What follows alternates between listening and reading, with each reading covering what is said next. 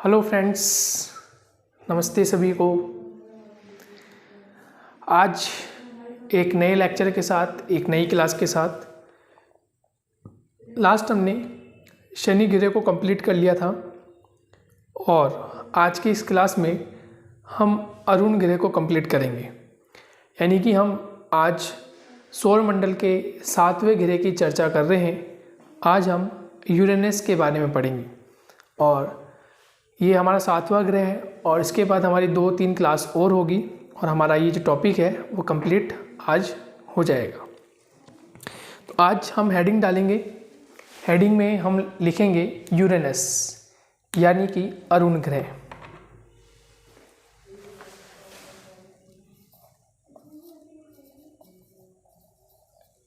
Uranus यानी कि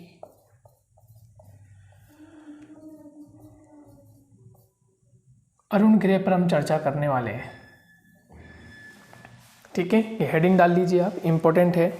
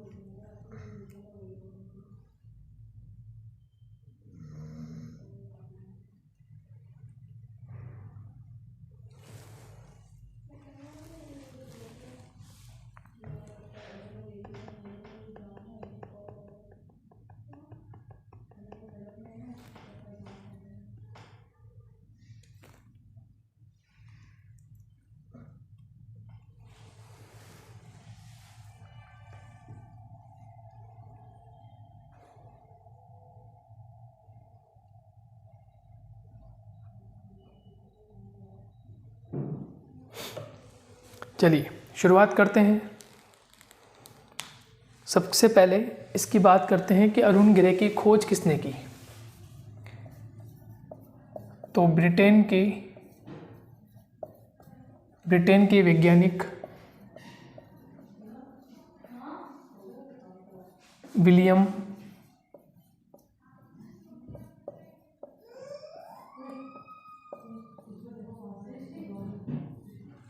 William Herschel नामक एक व्यक्ति हैं। विलियम हर्शेल ने 13 मार्च 1781 में 13 मार्च 1781 में अरुण ग्रह की खोज की।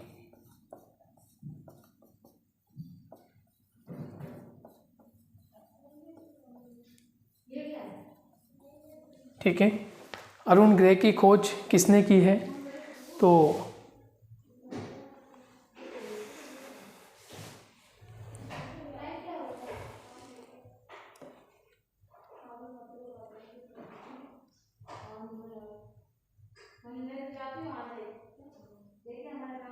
ठीक है, तो विलियम हर्शेल जो है, विलियम हर्शेल ब्रिटेन के एक वैज्ञानिक हैं जिन्होंने इसकी खोज की और 13 मार्च 1781 में अरुण ग्रह को खोजा। नेक्स्ट, सूर्य से इसकी दूरी। सूर्य से अरुण ग्रह की दूरी, अरुण ग्रह की दूरी 2857 मिलियन किलोमीटर। मिलियन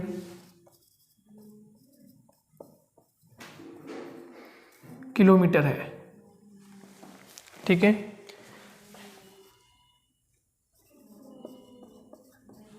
अरुण ग्रह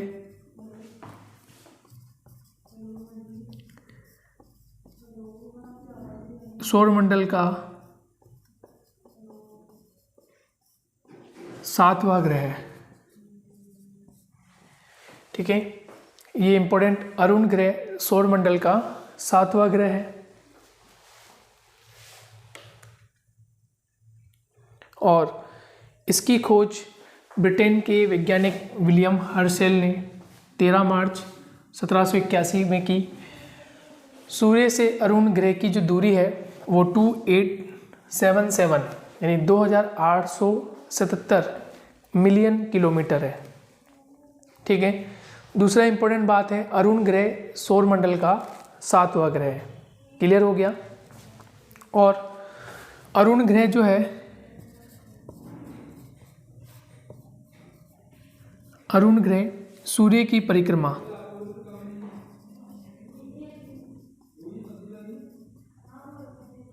सूर्य की परिक्रमा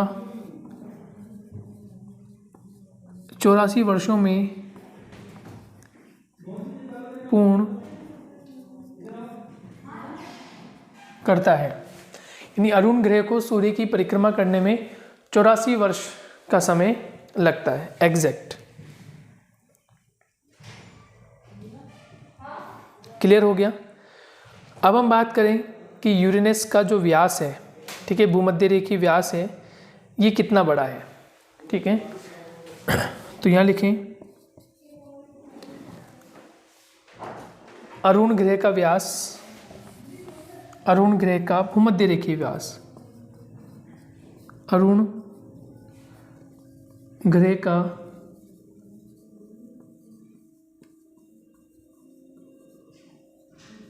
भूमध्य रेखीय व्यास, अरुण ग्रह का भूमध्य रेखीय व्यास लगभग 51,000 किलोमीटर है। ठीक है, लगभग हम मान के चलें, ऐसे लिखे व्यास लगभग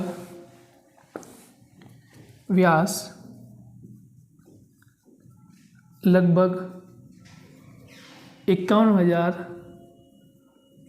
किलोमीटर है। ठीक है, अरुण ग्रह का भूमध्य रेखीय व्यास लगभग 51,000 किलोमीटर है। और आगे लिख लें कि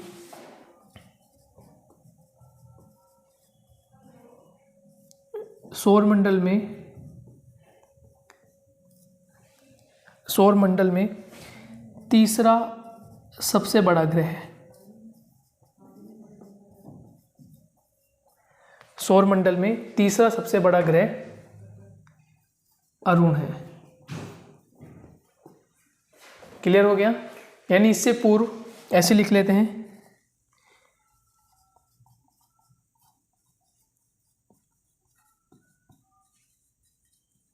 अरुण ग्रह से पूर्व बृहस्पति, शनि,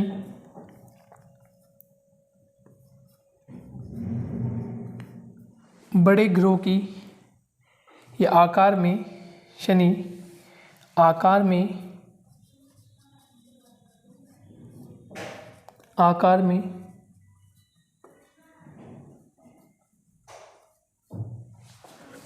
अरुण ग्रह से पूर्व बृहस्पति, शनि आकार में बड़े ग्रहों की दृष्टि से प्रथम व द्वितीय हैं।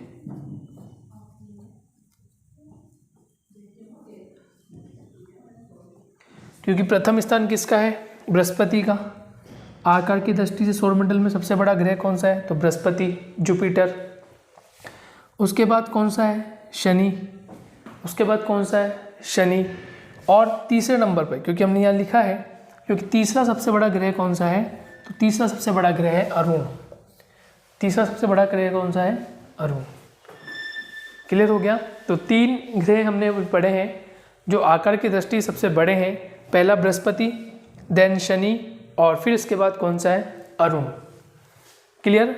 इसके बाद जो हम ग्रह पढ़ेंगे वरुण, वो आकार की दृष्टि से चौथा सबसे बड़ा ग्रह है, आकार की दृष्टि से चौथा सबसे बड़ा ग्रह है। क्लियर हो गया। देखिए इंपॉर्टेंट पॉइंट वापस देख लेते हैं एक बार। ब्रिटेन के वैज्ञानिक विलियम हर्शेल के द्वारा 13 मार्च 1781 को अरुण ग्रह की खोज की गई। सूर्य से अरुण ग्रह की दूरी लगभग 2877 मिलियन किलोमीटर है, ये इंपॉर्टेंट बात है। फिर नेक्स्ट है, अरुण ग्रह सौर मंडल का 7वां ग्रह है। ठीक है, अरुण ग्रह जो है वो सौर मंडल का कौन सा नंबर का ग्रह है, 7वें नंबर का ग्रह। सीरीज से हम चल रहे हैं तो अरुण ग्रह सूर्य की परिक्रमा 84 वर्षों में पूर्ण कर लेता है। ये ध्यान रखना है, कितने वर्षों में, 84 वर्षों में पूर्ण करता है। नेक्स्ट है कि अरुण ग्रह भूमध्य रेखीय व्यास, अरुण ग्रह का जो भूमध्य रेखीय व्यास है लगभग कितना है, 51,000 किलोमीटर। तो आप देख रहे हैं कि व्यास जो है वो निरंतर घटता जा रहा है, निरंतर घटता जा रहा है।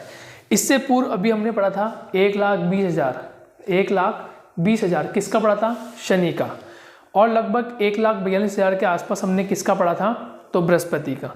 अब ये घटकर कितना हो गया, 51,000। मतलब बृहस्पति का जो व्यास है वो इतना बड़ा है, ये व्यास जो है वो बृहस्पति का है। अब इसमें हम एक और ग्रह बना दें, ये शनि बना दिया तो इसका व्यास घट गया, कम हो गया। अब हम एक और ग्रह बना दें, ये अरुण हो गया, इसका व्यास यहाँ से लेकर यहाँ तक हो गया। एक और ग्रह बना दें तो ये बन गया वरुण, तो इसका व्यास और कम हो जाएगा। और ऐसे ऐसे करते हुए हम जब बुध ग्रह पे पहुँच जाएंगे तो उसका व्यास और भी कम रह जाएगा। ठीक है, तो व्यास एक्चुअल में क्या है, तो व्रत होता है, व्रत का जो मध्य वाला भाग होता है, उस मध्य वाले भाग को हम क्या कहते हैं, व्यास। यहाँ से यहाँ तक का जो भाग है ये क्या कहलाता है, व्यास। और यदि हम इसको डबल कर दें तो ये क्या हो जाएगी, परिधि। यदि हमें परिधि निकालना हो तो हमें व्यास में 2 का भाग लगाना होता है, कि जो भी हमें व्यास दिया हुआ है, जैसे किसी भी प्लेनेट का हमें व्यास दिया हुआ है, जैसे सपोज ये व्यास दिया हुआ है 51,000, ठीक है, किलोमीटर, इसमें 2 का भाग लगा दें तो हमें जो भी अंक प्राप्त होगा उसको हम क्या करेंगे, उसको हम 2 गुणा 22 गुणा 7 और r, यानी हमारी रेडियस जो होगी उस रेडियस से कैलकुलेशन करेंगे तो हमें क्या प्राप्त हो जाएगी, हमें उसकी परिधि प्राप्त हो जाएगी, यानी उसका जो सरकमफेरेंस है वो हमें प्राप्त हो जाएगा। क्लियर हो गया दोस्तों। तो ये बातें कुछ महत्वपूर्ण थी, ये आपको समझ में आ गई है कि ब्रिटेन के वैज्ञानिक विलियम हर्शेल ने 13 मार्च 1781 में अरुण ग्रह की खोज की। उसके बाद अरुण ग्रह की दूरी लगभग 2877 किलोमीटर है सूर्य से। अरुण ग्रह सौरमंडल का 7वां ग्रह है और इससे सूर्य की परिक्रमा जो करता है वो 84 वर्षों में पूर्ण करता है। भूमध्य रेखीय व्यास इसका बृहस्पति के बाद शनि, शनि के बाद फिर अरुण का नंबर आता है, यानी कि निरंतर क्या है कि जो व्यास है वो घटता जा रहा है। क्लियर हो गया।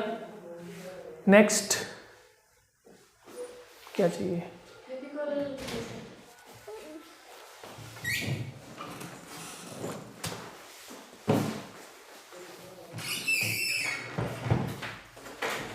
अरुण ग्रह का भूमध्य रेखीय व्यास लगभग 51,000 किलोमीटर है।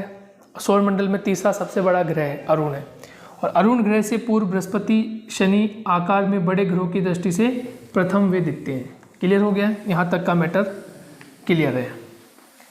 ठीक है, कोई डाउट तो नहीं होना चाहिए क्योंकि हम एक एक पॉइंट को डिस्कस कर रहे हैं और इसी तरह से आपको एक एक पॉइंट याद करना है, आगे तक लेके चलना है।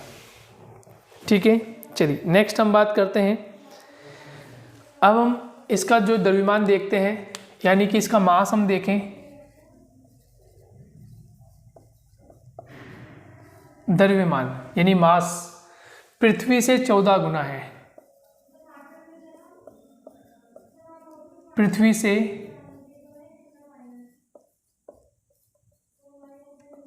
14 गुना है। ठीक है, ये आप लिखें कि अरुण ग्रह का जो द्रव्यमान है वो पृथ्वी से 14 गुना अधिक है। ठीक है, जबकि घनत्व की बात करें, देखिए व्यास जो है, द्रव्यमान जो है वो द्रव्यमान पृथ्वी से 14 गुना तो अधिक है। द्रव्यमान मास जो है इसका वो तो अधिक है, लेकिन इसकी डेंसिटी जो है वो 1/4 है। तो घनत्व पृथ्वी से, ऐसे लिख लीजिए, ऐसे लिखते हैं, अरुण ग्रह का घनत्व, अरुण ग्रह का घनत्व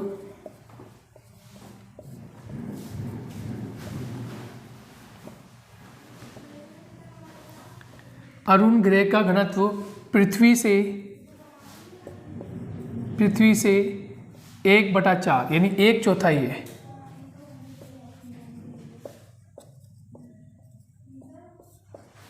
एक चौथाई है।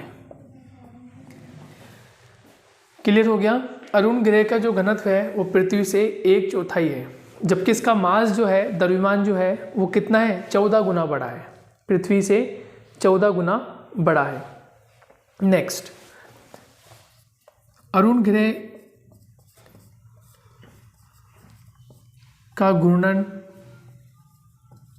या कह दीजिए कि परिभ्रमण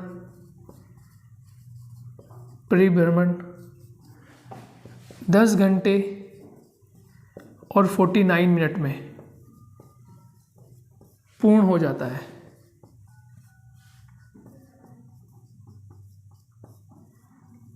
यानी इसको एक चक्कर कंप्लीट करने में, एक सर्किल कंप्लीट करने में अपने अक्ष पर इसको 10 घंटे और 49 मिनट का समय लगता है।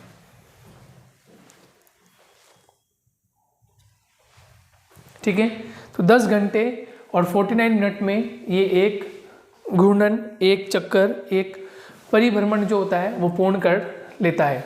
और इसका जो घनत्व है वो पृथ्वी की अपेक्षा 1/4 है, यानी कि 1/4 इसका घनत्व पाया जाता है।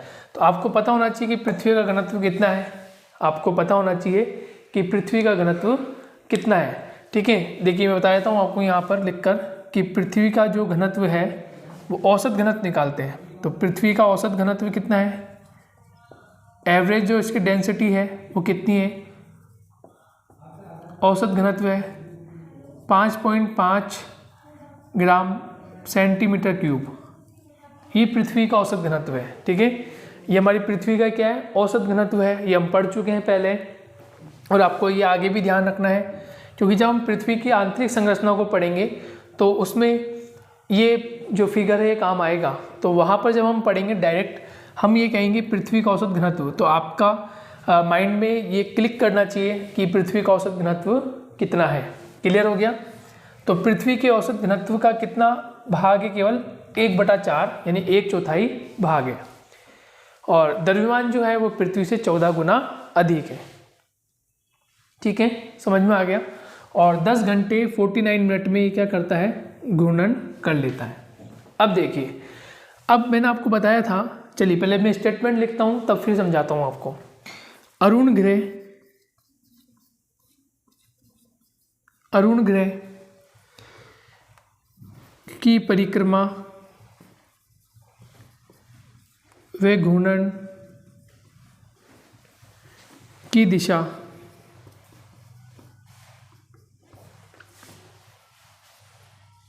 शुक्र ग्रह की तरह है।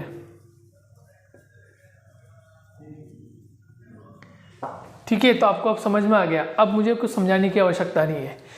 अब मैंने क्या लिखा है यहाँ पे कि अरुण ग्रह की परिक्रमा व घूर्णन जो है और इनकी जो दिशा होती है वो किसके अनुरूप है, शुक्र ग्रह के अनुरूप है। तो अब आपको समझ में आ रहा है कि फिर शुक्र ग्रह की जो दिशा है वो कैसी होगी। अभी हम क्या कर रहे हैं यहाँ, तुलना। हमने ये बोला है कि जो शुक्र ग्रह की परिक्रमा और घूर्णन की दिशा है वो किसकी तरह होगी, वो होगी अरुण की तरह, या यूँ कह लीजिए अरुण ग्रह की जो परिक्रमा या घूर्णन है वो किसकी तरह है, शुक्र ग्रह की तरह। तो आपको पता होना चाहिए कि शुक्र ग्रह की जो दिशा है घूर्णन की और परिक्रमा की वो कैसी है। ठीक है, तो हम आगे लिख रहे हैं, तो हम यहाँ बता देते हैं कि पश्चिम दिशा में सूर्य उदय होता है, सूर्य उदय होता है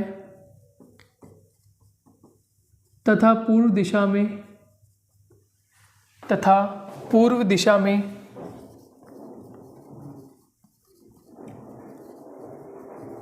सूर्य अस्त होता है, सूर्य अस्त होता है। समझ में आ गया आपको स्टेटमेंट? देखिए, स्टेटमेंट मैंने बोला है कि पश्चिम दिशा में तो सूर्य क्या होता है? उदय, और पूर्व दिशा में सूर्य क्या होता है? अस्त होता है। ठीक है, इसका मतलब जितने भी ग्रह हैं उनकी दिशा तो होती है पश्चिम से पूर्व, ध्यान रखें, वेस्ट टू ईस्ट। यानी इन दो ग्रह को छोड़ दिया जाए, अरुण को और शुक्र को, इन दो ग्रहों को छोड़ दिया जाए, बाकी के जितने भी ग्रह हैं उनकी दिशा है वेस्ट टू ईस्ट, यानी पश्चिम से पूर्व। यानी कि उनका सूर्योदय का होता है पूर्व में और सूर्यास्त का होता है पश्चिम में। जबकि ये जो ग्रह है अरुण प्लस शुक्र, ये दोनों ग्रह जो है इनकी दिशा क्या है? इनकी दिशा है east to west, east to west, यानी पूर्व से पश्चिम। यानी इनका सूर्योदय तो कहाँ होता है? पश्चिम में, और सूर्यास्त का होता है पूर्व में, यानी उल्टी दिशा में घूमते हैं। ठीक है, ये दोनों ग्रह जो ऐसे ग्रह हैं जो उल्टी दिशा में घूमते हैं। क्लियर हो गया? एक प्रश्न मैंने पूछा था जब मैं आपको मार्स पढ़ा रहा था, मार्स ग्रह के बारे में जब चर्चा कर रहे थे, मार्स के बारे में, वहाँ मेरा एक प्रश्न था, वहाँ मैंने एक प्रश्न पूछा था आपसे, उसका आंसर अब आप दे पाएंगे। वहाँ प्रश्न शायद ये था कि निम्नलिखित में से ऐसे कौन से ग्रह हैं जिनकी दिशा अन्य ग्रहों की दिशा से विपरीत है। ठीक है, मैंने अपना ये क्वेश्चन था।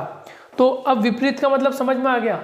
जितने भी ग्रह हैं ना, मोस्टली ग्रह, चाहे हम बात करें बुध की, यानी हम मरक्यूरी की बात करें, अर्थ की बात करें, मार्स की बात करें, जुपिटर की बात करें, और या फिर सैटर्न की बात करें, या फिर नेपच्यून की बात करें, यानी ये कितने ग्रह हो गए? कुल 6। यानी कि बुध, पृथ्वी, मंगल, बृहस्पति, शनि और वरुण, ये सभी ग्रह जो हैं, 6 ग्रह जो हैं, इनकी दिशा क्या है? इनकी परिक्रमा और घूर्णन की दिशा क्या है? West to east, west to east, यानी पश्चिम से पूर्व की ओर जाते हैं। यानी इनका सूर्योदय का होता है पूर्व में, सूर्यास्त का होता है पश्चिम में। जबकि केवल 2 ग्रह ऐसे हैं, यानी विनस प्लस यूरेनस। तो आप इसको याद रखने का एक बहुत सिंपल सा लॉजिक सा ट्रिक है। यदि आप कभी भूल भी जाओ तो आप इसको ऐसे याद रख सकते हो।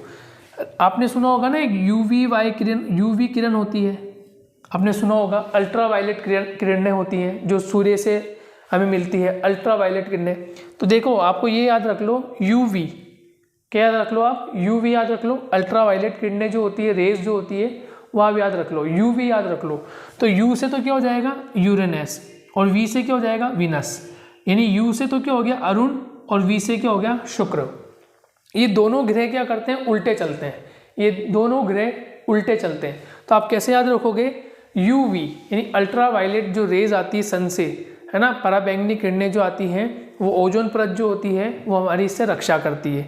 यदि अल्ट्रा वायलेट किरणें डायरेक्टली पृथ्वी तक पहुंच जाए और हम तक पहुंच जाए तो हमारी जो स्किन है उसको ख़राब कर देती है, जला देती है, धब्बे बना सकती है। ठीक है, तो अल्ट्रा वायलेट किरणें आप ध्यान रख लो, यूवी या ध्यान रख लो। ये यूवी ध्यान आ जाएगा ना आपको, तो आपको समझ में आ जाएगा। यूवी से, यू से क्या है? यूरेनस, और वी से क्या है? विनस।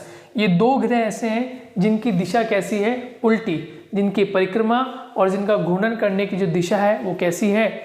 उनकी दिशा पूर्व से पश्चिम की ओर है, पूर्व से पश्चिम की ओर। जिनका सूर्योदय तो होता है पश्चिम में और सूर्यास्त होता है पूर्व में। ठीक है, समझ में आ गया होगा आपको? नोट कर लीजिए आप फटाफट इसे जल्दी से।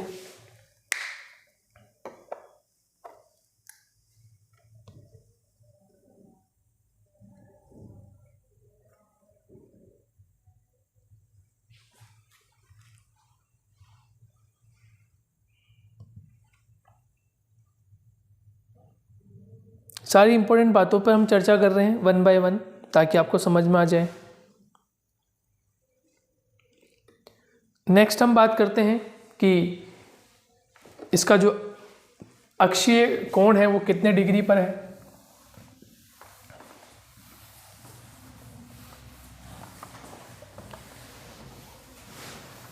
नेक्स्ट ऐसे लिखें, अरुण ग्रह का अक्षीय विस्तार या अक्षीय झुकाव। ठीक है, आप ऐसे लिखेंगे,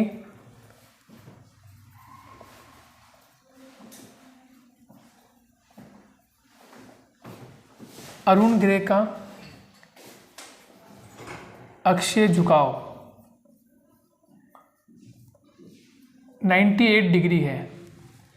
ठीक है, अरुण ग्रह का अक्षीय झुकाव 98 डिग्री है,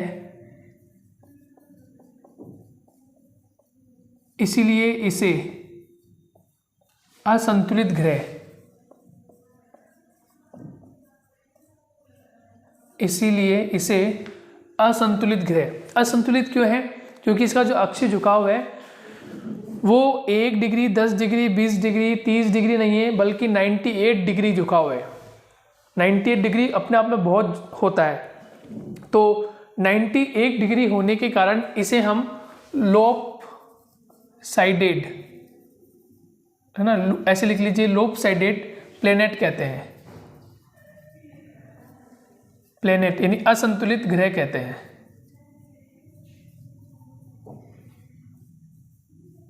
क्लियर हो गया?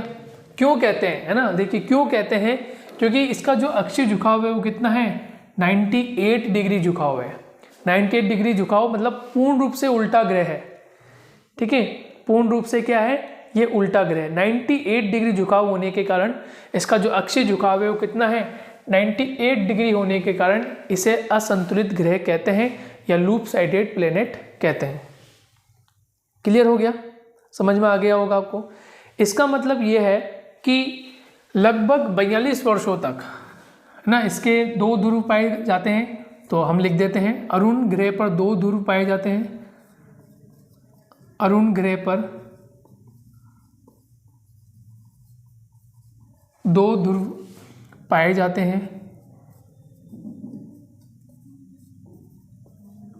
हैं, जिसमें से एक ध्रुव, जिसमें से एक ध्रुव 42 वर्षों तक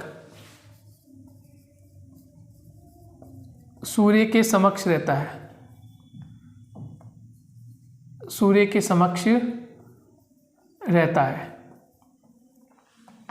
जबकि दूसरा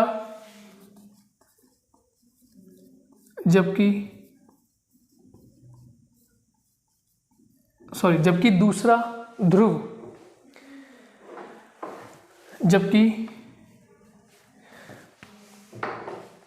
जबकि दूसरा ध्रुव 42 वर्षों तक, है ना, 42 वर्षों तक अंधेरे में रहता है, अंधेरे में रहता है। क्लियर हो गया आपको? तो अरुण ग्रह पर 2 ध्रुव पाए जाते हैं, जिसमें से एक ध्रुव जो है वो कितने वर्षों तक, यानी 42 वर्षों तक, 42 वर्षों तक सूर्य के समक्ष रहता है, यानी सूर्य का प्रकाश प्राप्त करता है ना। एक ध्रुव तो कितना प्राप्त कर रहा है, 42 वर्षों तक सूर्य के समक्ष रहकर प्रकाश प्राप्त कर रहा है। जबकि जो दूसरा ध्रुव है, इसका जो दूसरा ध्रुव है वो हमेशा, यानी 42 वर्षों तक क्या रहेगा, अंधेरे में रहता है। क्लियर हो गया? कारण क्या है, क्योंकि इसका जो अक्षीय झुकाव है ना, इसका जो अक्षीय झुकाव है वो कितना है, 98 डिग्री। अब 98 डिग्री झुकाव हो जाने के कारण ये असंतुलित ग्रह है। ठीक है, लॉप साइडेड प्लेनेट है, और इसीलिए इसके 2 ध्रुव जो पाए जाते हैं, उसमें से एक ध्रुव जो है वो 42 वर्षों तक क्या रहता है, सूर्य के समक्ष रहता है। जबकि दूसरा ध्रुव जो होता है वो लगभग इतने ही वर्षों तक क्या रहता है, अंधेरे में रहता है। क्योंकि इसको देखिए, आप ऐसे समझ लो, मैं यहाँ एक डायग्राम बना के बताता हूँ आपको। ये अक्ष है, मान लीजिए ये तो बहुत कम हो गया, 98 डिग्री झुकाव करना है, मैं ना मान लेते हैं। देखिए ये आपके 90 डिग्री का कोण है। ठीक है, तो लगभग आप मैं ये मान के चले कि इसका जो झुकाव है वो लगभग इतना होगा, 98, इसका झुकाव लगभग इतना रहता होगा, 98 डिग्री जितना झुकाव इसका रहता होगा। तो केवल सूर्य के समक्ष केवल आपको एक ये ध्रुव ही नज़र आ रहा है। बाकी ये हमेशा क्या रहता है, इसके विपरीत रहता है, जो 42 वर्षों बाद आता है। यदि सामने आएगा भी तो लगभग 42 वर्षों के बाद सामने आता है, जब तक इस 42 वर्ष तक सूर्य की किरणें केवल एक ही ध्रुव पर पड़ती है। क्लियर हो गया? तो ये इम्पोर्टेंट है कि यहाँ पर एक ध्रुव जो है वो 42 वर्षों तक सूर्य के सामने रहता है, जबकि दूसरा ध्रुव जो होता है इस पूरी अवधि में अंधेरे में रहता है 42 वर्षों तक।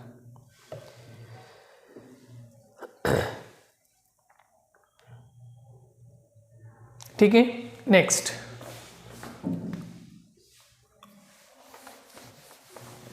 पॉइंट की हम बात करें।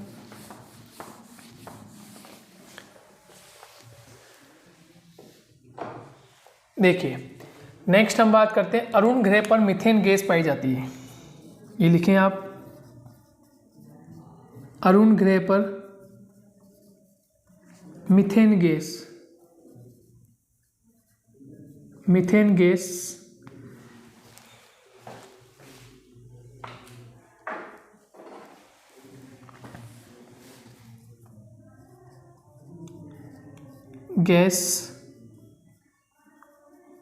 पाई जाती है।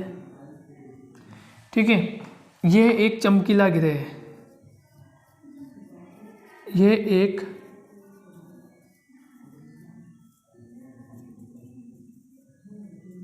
चमकीला ग्रह है। क्लियर हो गया? अरुण ग्रह पर मीथेन गैस पाई जाती है और यह एक चमकीला ग्रह है। क्लियर हो गया? नेक्स्ट, अरुण ग्रह पर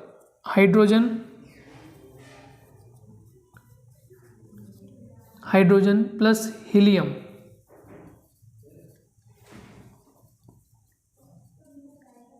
के तत्व पाए जाते हैं।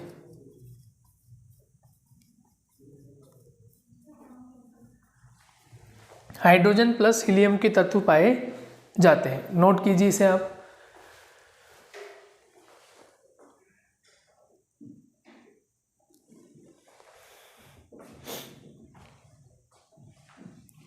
क्लियर हो गया? अरुण ग्रह का एक तो अक्षीय झुकाव आपको ध्यान रखना है कि अरुण ग्रह का अक्षीय झुकाव कितना है, 98 डिग्री, इसलिए इसे लोप-साइडेड प्लेनेट यानी असंतुलित ग्रह कहते हैं। फिर है अरुण ग्रह पर 2 ध्रुव पाए जाते हैं, जिसमें से 42 वर्षों तक एक जो ध्रुव है 42 वर्षों तक सूर्य के समक्ष रहता है, जबकि उस पूरे 42 वर्ष तक एक जो अन्य ध्रुव होता है, जो दूसरा ध्रुव होता है, वो अंधेरे में रहता है। कारण क्या है? क्योंकि इसका अक्षीय झुकाव कितना है, 98% इसका अक्षीय झुकाव है। क्लियर हो रहा है आपको ना? 1 बाय 1 हम एक एक की बात कर रहे हैं, फिर एक एक पॉइंट डिस्कस कर रहे हैं ताकि सारी समस्याएं क्लियर हो जाए, आपको समझ में आता जाए। अरुण ग्रह पर मीथेन गैस पाई जाती है, यह एक चमकीला ग्रह है। ठीक है, या फिर इसको ऐसे लिख लीजिए, इसका रंग जो है ना, एक पॉइंट यहाँ बढ़ा सकते हैं, इसका रंग हरे रंग जैसा है, हरे रंग जैसा है, ये भी हम लिख सकते हैं। हाइड्रोजन प्लस हीलियम के तत्व पाए जाते हैं, यहाँ पर हाइड्रोजन प्लस हीलियम के तत्व पाए जाते हैं। और अब देखिए, जितनी अधिक दूरी होगी, क्योंकि सूर्य से जितनी अधिक दूरी होती है तो फिर सौर ऊर्जा भी उतनी कम मिलती जाती है या नहीं भी मिलती। जैसे हमने यहाँ लिखा है कि 42 वर्षों तक केवल एक ही ध्रुव सूर्य के समक्ष रहता है, तो यहाँ लिख लीजिए कि सौर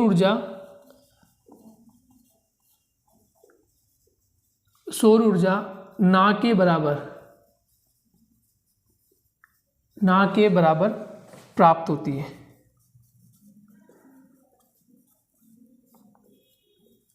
क्योंकि दूरी अधिक होगी तो फिर सौर ऊर्जा जो है वो धीरे धीरे कम होती चली जाती है।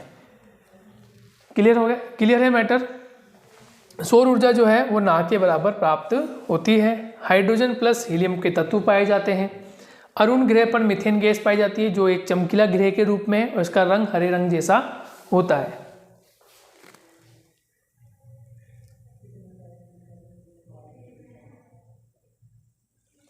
ठीक है, नेक्स्ट ये समझ में आ गया। नेक्स्ट हम बात करते हैं कि इसके उपग्रह कितने हैं। ठीक है, इसके उपग्रह की बात कर लेते हैं कि इसके उपग्रह कितने हैं।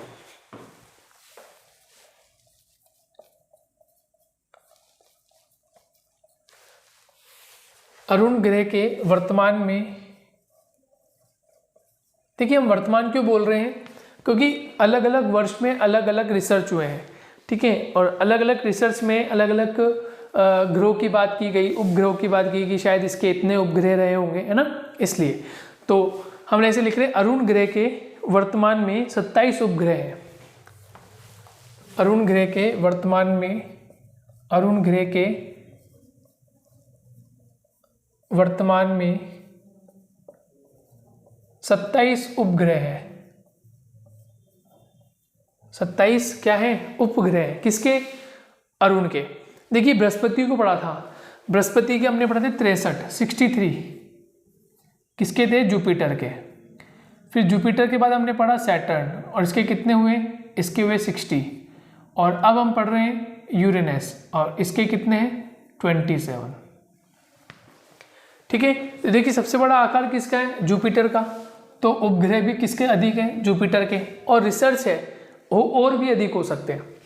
इसी तरह देखो सैटर्न है, तो सैटर्न के कितने हैं, 60, क्योंकि आकार में छोटा हो गया। अब आकार में यूरेनस और छोटा हो गया, तो इसके उपग्रह कितने हो गए, 27, कितने हो गए, 27। तो ये आपको ध्यान रखना है, जितना बड़ा ग्रह होगा, आकार जिसका जितना बड़ा होगा, उसके उतने ही उपग्रह होते हैं, ठीक है। नेक्स्ट, अब देखिए 27 उपग्रह ये हमने पढ़ लिया।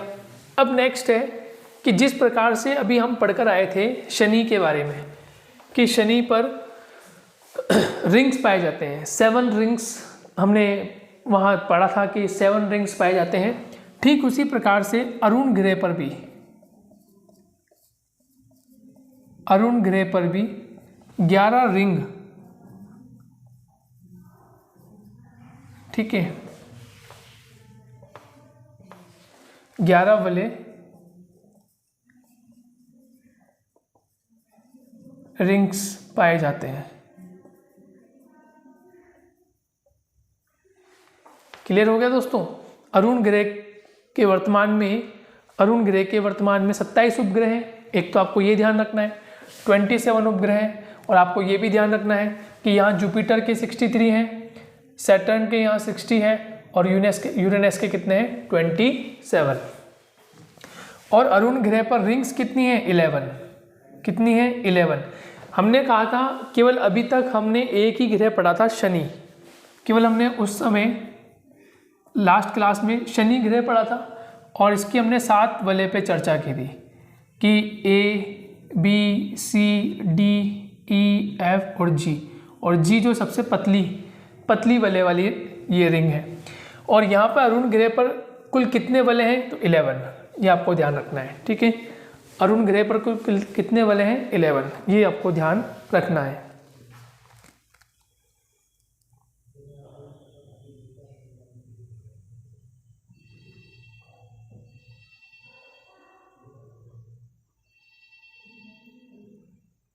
ठीक है दोस्तों, तो हमने आज अरुण ग्रह को कंप्लीट पढ़ लिया है, समझ लिया है कि अरुण ग्रह की क्या क्या विशेषताएं हैं, इसकी खोज कब हुई, सूर्य से इसकी दूरी कितनी है, द्रव्यमान इसका कितना है, घनत्व कितना है, ठीक है, इसके कितने वलय पाए जाते हैं, इसके कितने उपग्रह हैं, और ये कितने अक्षीय झुकाव पर स्थित है, और यहाँ पर किस प्रकार से सूर्य का प्रकाश आता है। तो कुछ महत्वपूर्ण पॉइंट जो हमने लिखे हैं, लगभग 10 पॉइंट जो महत्वपूर्ण हमने लिखे हैं, वो आपके लिए इम्पोर्टेंट है। आपको परीक्षाओं में उसी तरह से याद करना है और उसी तरह से आपको लिख कर आना है। यदि आपसे ये प्रश्न पूछे कि ऐसा कौन सा ग्रह है या ऐसा कौन से ग्रह हैं जो कि विपरीत दिशा में गति करते हैं, या उनकी दिशा जो है या घूर्णन या परिक्रमा जो है वो कैसे विपरीत है, अन्य ग्रहों से विपरीत है, तो 2 हैं, शुक्र और अरुण, तो आप उसका ध्यान रखें। आपसे प्रश्न एक ऐसे भी पूछा जा सकता है कि उन 2 ग्रहों की चर्चा कीजिए जिनकी दिशा अन्य ग्रहों की दिशा से विपरीत है। तो आपको ध्यान रखना है, क्या ध्यान रखना है, यूवी, क्या रखना है, यूवी यानी अल्ट्रा वायलेट किरणें आपको ध्यान रखनी है। तो उससे आपको यूवी से ध्यान आ जाएगा।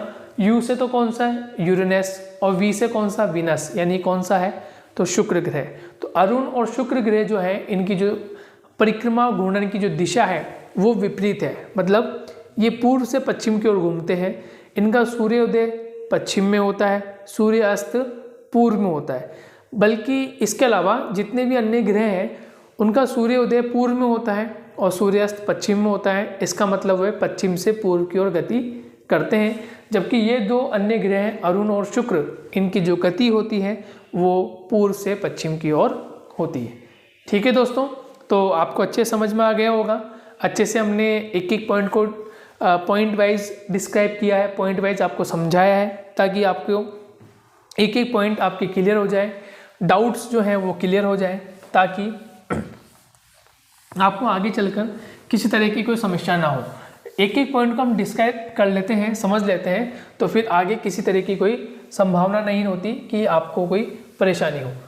तो अब नेक्स्ट क्लास में हम एक अन्य हमारा जो ग्रह है वरुण ग्रह, उसके बारे में हम चर्चा कर लेंगे, और साथ ही साथ हम क्षुद्र ग्रह की जो पेटी है या जो क्षुद्र ग्रह होते हैं, एस्टेरॉइड्स जो होते हैं, है ना, प्लेनेट जो होते हैं एक प्रकार से, हम उनकी चर्चा कर लेंगे और उनके बारे में भी कुछ इंपॉर्टेंट फैक्ट्स जो है उनको हम चेक कर लेंगे।